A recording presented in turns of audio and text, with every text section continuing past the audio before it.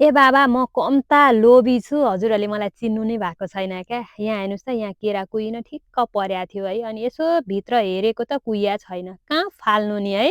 काचकिच बनाएर अन्डा हालेँ, तेल हालेँ, दुध हालेँ है, अनि बेकिङ पाउडर र बेकिङ सोडा हालेर मजाले फिटेँ। अनि मैले चाहिँ अलिकति पिठो पनि हालेँ क्या, अनि यतिको लेदो भयो। त्यसपछि मसँग चाहिँ मफिन बनाउने ट्रे थियो क्या। एक-एक डाडु यो पेस्टलाई भनौँ कि लेदोलाई त्यसैमा हालेँ। त्यसपछि ओभनमा 22 मिनेट बेक गरेँ। ल हेर्नुहोस् त के बन्यो होला?